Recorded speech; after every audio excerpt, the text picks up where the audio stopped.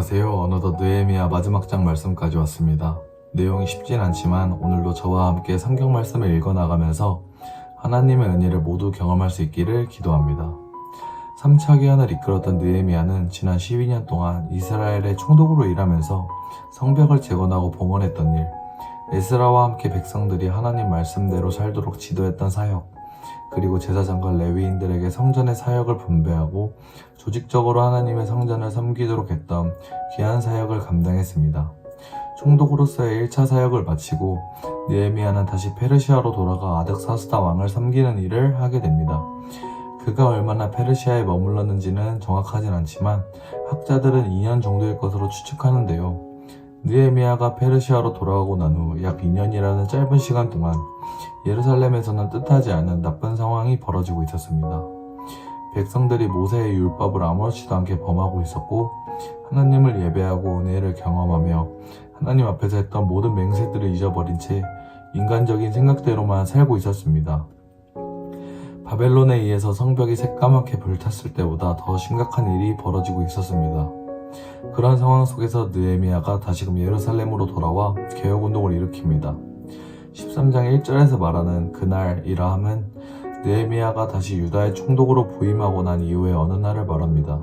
그는 백성들에게 신명기 23장 3절에서 5절에 기록되어 있는 말씀을 선포했습니다. 그 말씀의 배경에는 민수기 22장부터 25장에 기록된 사건이 관련되어 있습니다. 이스라엘 백성들이 가나안 땅으로 돌아오기 전에 암몬과 모압 사람들이 이스라엘 백성들의 길을 가로막았던 적이 있습니다.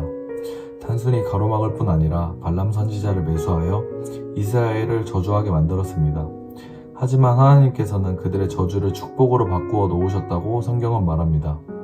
모세는 마지막 고별 설교를 하면서 암몬과 모압 사람들이 이스라엘의 성전 예배에 참석할 수 없음을 선포한 바 있습니다.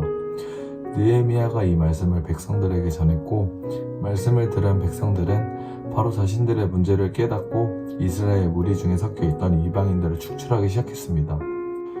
느헤미야가 두 번째로 총독 직분을 받고 예루살렘에 돌아와 보니 너무나 충격적인 일들이 많았습니다. 영적 지도자, 정치 지도자 할 것 없이 너무나 자신들의 역할을 제대로 못하고 있었기 때문입니다.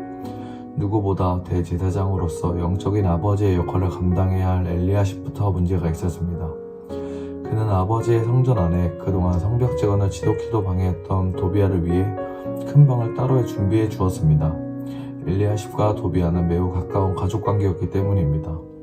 성전의 곳간 가운데 하나를 사용하고 있었는데 그 방은 원래 백성들이 헌금으로 바친 곡식 등을 저장해 두는 곳이어야 했습니다. 이 사실을 알고 나서 느헤미야는 너무나 큰 충격에 빠졌습니다. 대제사장 엘리야십이 어떻게 개인적인 친부를 앞세워 민족의 원수이기를 자청했던 도비아를 하나님의 성전 안에서 보호하고 편히 쉴 수 있도록 할 수 있을까? 느헤미야는 즉시 성전 안으로 들어가서 도비아의 모든 가구들을 밖으로 내던져버리고 도비아가 사용했던 방을 깨끗이 소독하고 원래 그곳에 있어야 했던 성전과 제사에 사용되던 물건들을 다시 들여넣도록 했습니다. 그 후 13장 10절을 보면 느헤미야는 문제의 원인을 찾기 위해 조사를 시작합니다. 엘리야십이 빈 곳간에 도비아를 거주하게 했을 텐데 왜 그곳에 비어있게 된 것일까라는 의문을 가졌습니다. 성전의 곳간은 원래 백성들이 드린 헌물들로 채워져 있어야 했는데 백성들이 11조와 레위인들에게 제공하는 거제물을 내지 않았기 때문에 비어있었고 결국에 도비아가 들어갈 수 있게 되었던 것입니다. 결과적으로 백성들이 헌물한 예물을 가지고 생계를 유지하면서 백성들을 위한 영적인 직무를 감당해야 했던 레위인들과 관련 사역자들이 드려지는 헌금이 없었기 때문에 직접 생계를 유지하기 위해 농사에 뛰어들어야만 했고 마땅히 성전에 머물면서 하나님의 사역을 전담해야 할 사람들이 성전에 머물러 살 여유가 없게 된 것이었습니다. 느헤미야는 지도자들을 불러놓고 그들이 성전에서 감당해야 할 사역을 제대로 하지 못해서 이런 문제가 발생할 것을 책망합니다. 그들은 10장 39절에서 우리가 하나님의 전을 버려두지 않을 것이라고 분명히 약속했는데 삶의 분주함 때문에 그 서약을 잊고 있었습니다. 느헤미야는 본질적인 문제를 해결하기 위해서 개혁운동을 시행합니다. 레위인들이 제 역할을 하도록 하고 담당자를 세워서 백성들의 11조 생활을 감독하게 했으며 무엇보다 하나님의 은혜를 구하고 기도하면서 하나님께서 유다 안에 가득한 문제들을 직접 해결해 주시길 간구했습니다. 느헤미야가 페르시아에 돌아가 있을 동안 백성들은 헌금 생활뿐만 아니라 안식일도 제대로 지키지 않았습니다. 바쁜 생업을 이유로 안식일에도 술틀을 밟고 장사로 하기도 하면서 하나님을 예배하는 일을 소홀하게 했습니다. 느헤미야는 이 문제 앞에서도 하나님께 먼저 기도하여 도움을 간구했고 백성들이 철저하게 안식일을 지키도록 신앙적인 그리고 행정적인 명령을 내립니다.